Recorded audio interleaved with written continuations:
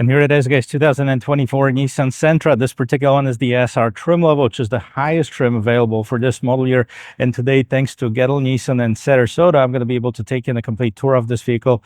We're going to check it out as far as the design, powertrain, technology, and of course the test drive at the end of this video. So if you like watching stuff like this, don't forget to check out the rest of my channel, hit that like and subscribe button. And now let's get back to this.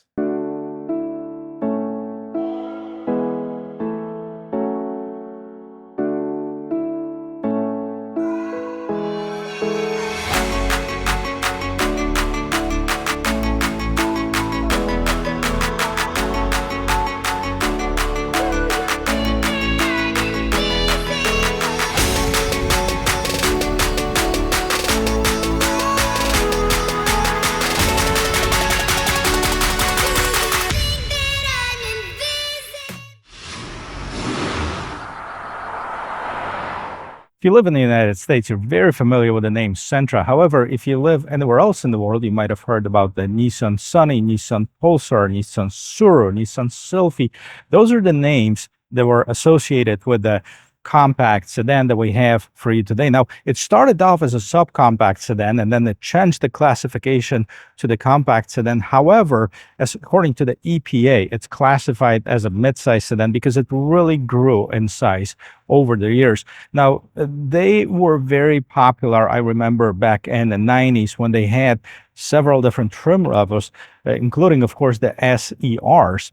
Now, this is the SR. It shares the same engine as the other Sentras in the lineup.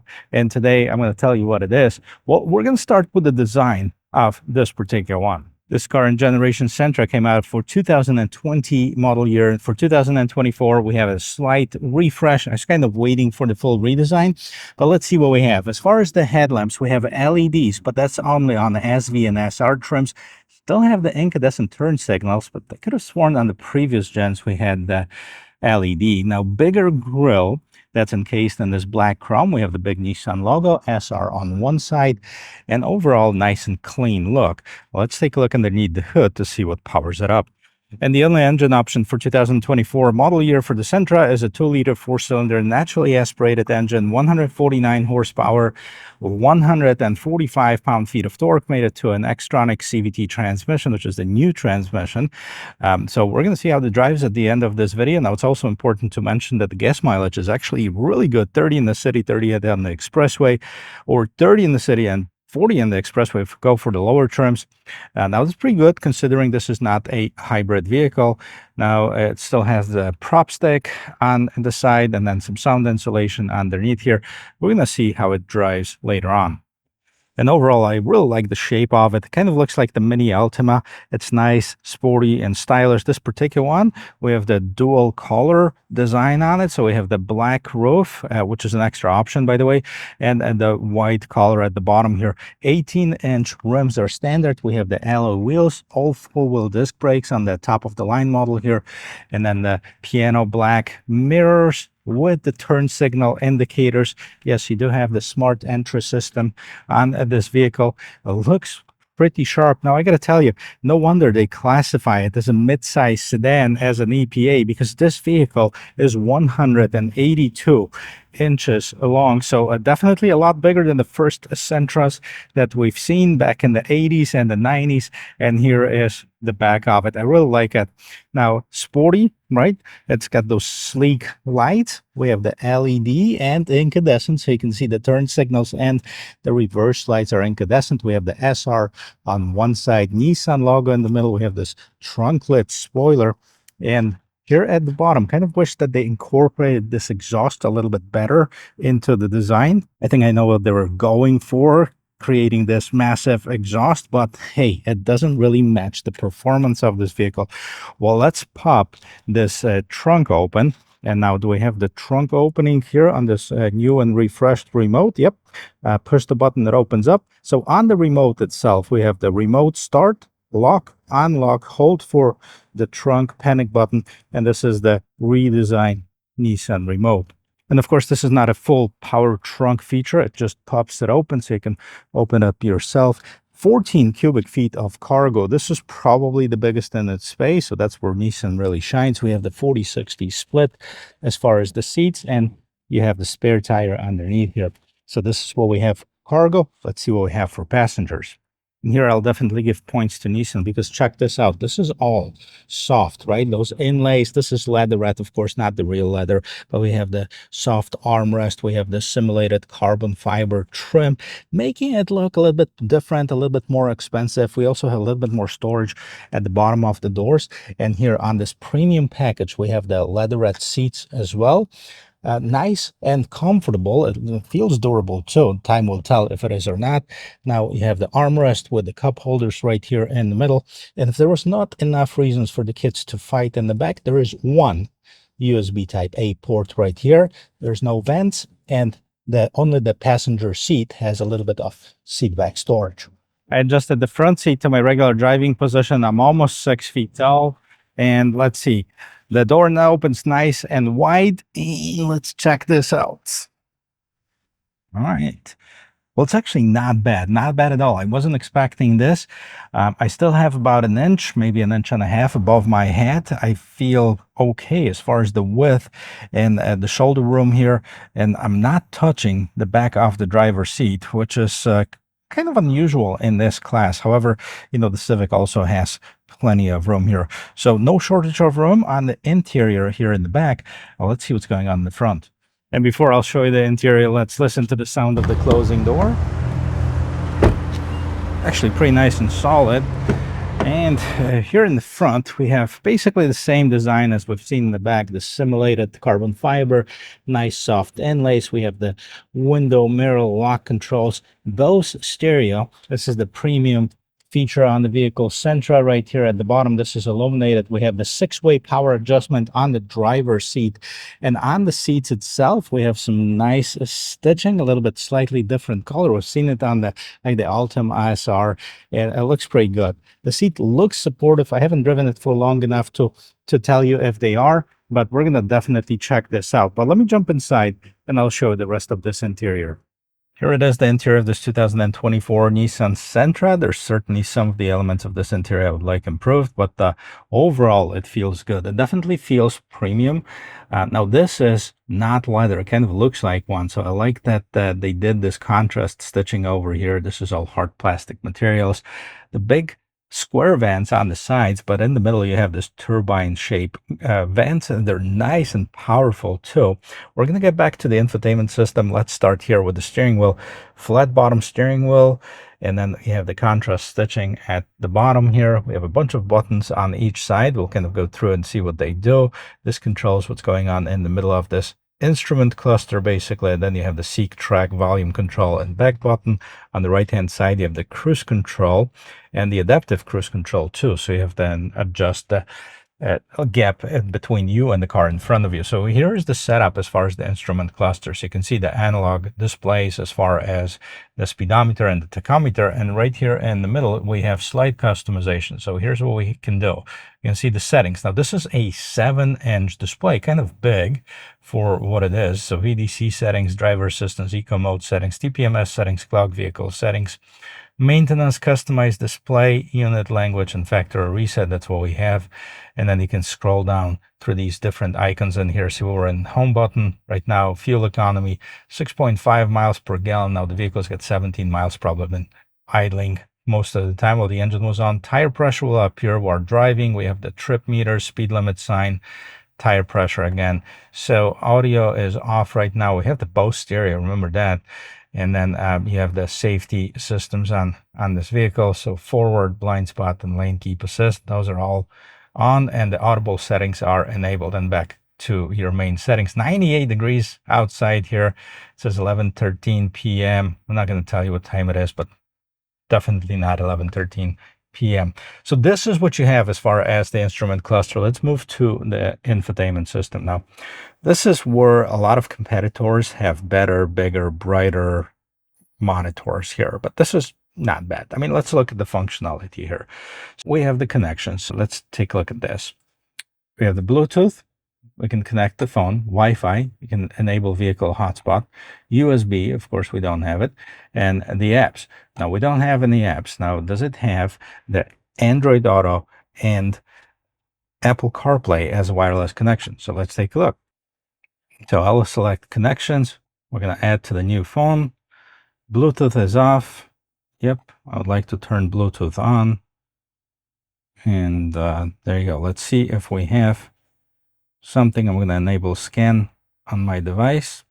And right here you can see my Sentra. I'm going to select it.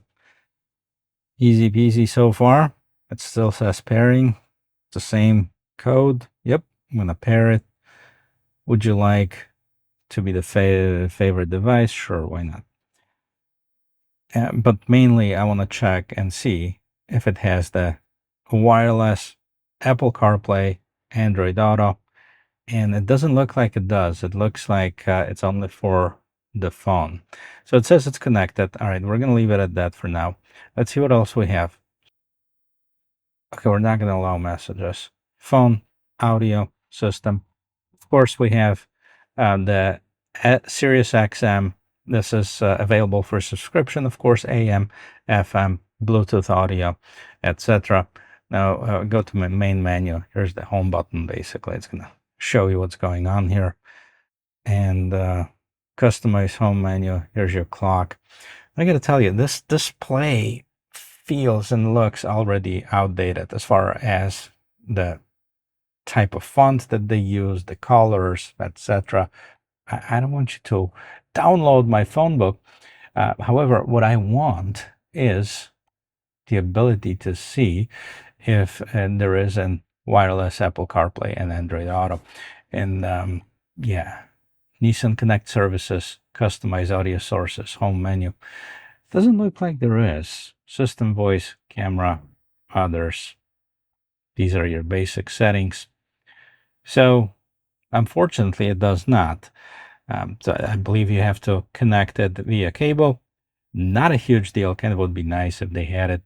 All right, what else we have? So we have two knobs, one for volume, power, and then we have the tune and scroll on the other side. Push for sound settings, so you can adjust those as well. Bass, treble, balance, fade.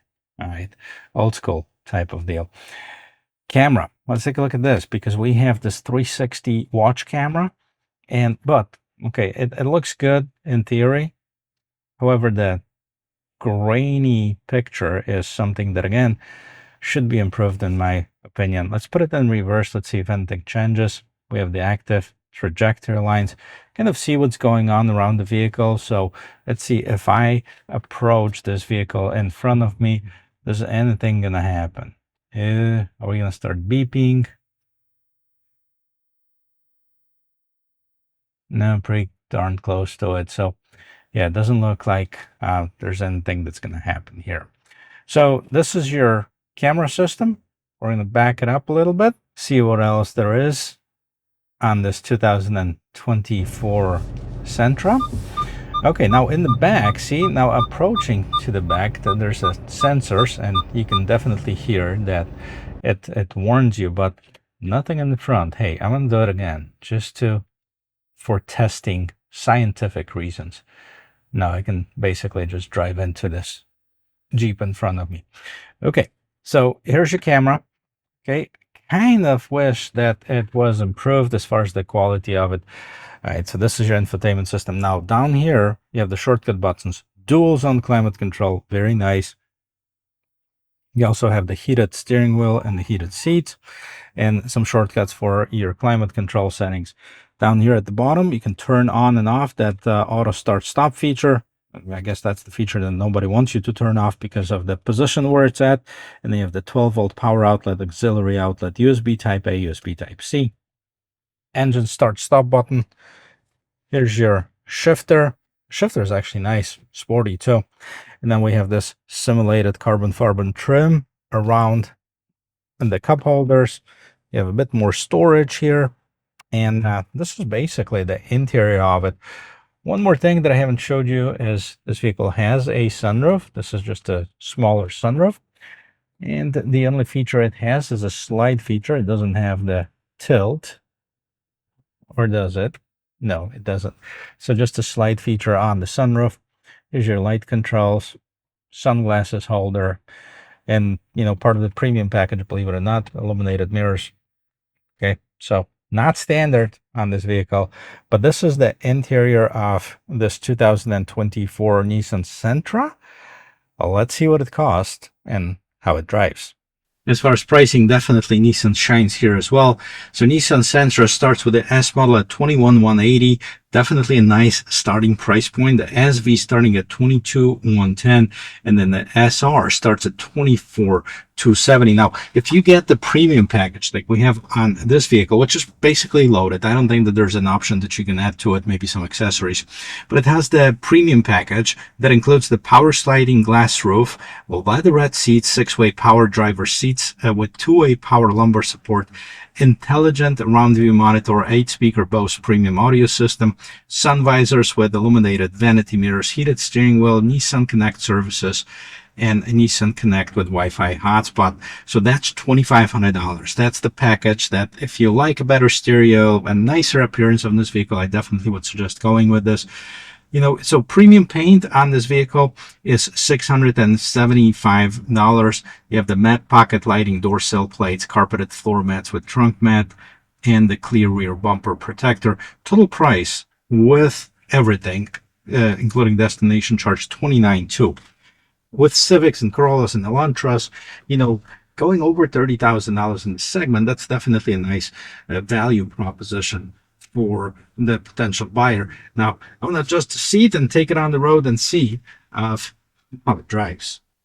I have to say the seats are very nice and comfortable. They're soft. I'm not sure how supportive they are. We're going to check that out. There's a couple things, though, to point out. Once you get in this vehicle, I haven't been in the Civic lately, so I have to compare it once the hybrid comes out, hopefully very soon. And see the mirrors. The mirrors are very small on this vehicle. They're kind of the tear-shaped mirrors, which you can't see very well out of. Now, this mirror, on the other hand, this is nice. Okay, you can see what's going on in the back, of course, as long as nobody's sitting behind you. But that's, no matter which vehicle you get in there, you're going to have the same issue. But overall, it's very spacious, very roomy, and very quiet on the interior.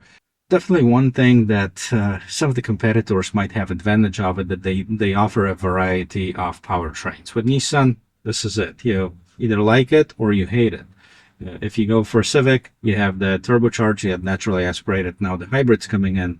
You have the hybrid and you have the non-hybrid in the Elantra, and then of course you have the performance model in there too. Toyota, most of them are hybrids right now. But they also have this Toyota GR, kind of a different breed though. But if you want the performance and still stay with the Corolla family, you have that option available to you as well. 149 horsepower is definitely not a lot. Most of the basic vehicles, even with the base powertrain, have horsepower, and they go up from there. They're ranging, like Mazda 3 Turbo is 250 horsepower. You get a ton of horsepower, of course. Over 300 if you go for the Civic Type R. If that's too much for you, you still have well over 200 on the Civic Si. So the variety is what a lot of people want. Overall, this is a nice vehicle. Don't get me wrong. It's nice. It's comfortable. We're going to check on the acceleration a little bit more in the sense of, hey, if I try to merge in traffic and I'm going to block somebody, is somebody going to re-rent me? Or am I going to put myself or my family in danger? Not in the sense of, hey, can I win this 0 to 60 if I stood at the stoplight and then tried to race somebody right next to me? I mean, that's definitely not what this vehicle is all about. However, if you remember the old days, Nissan had varieties, and I brought up the Nissan Sentra SR. That was back in the 90s. Now, ironically, this vehicle was about 140 horsepower, and but it sounded good, it looked good, it was a little bit different than what the competition had, and they got people excited. And this might be what Nissan needs to do to kind of rejuvenate the brand image, is add a little bit of excitement on. Now they've done it on some of the other vehicles. Of course, we have the Z and the Nismo edition and the GTRs and the sport versions, and they're kind of coming a long way from what they were for quite some time. Okay, let's go.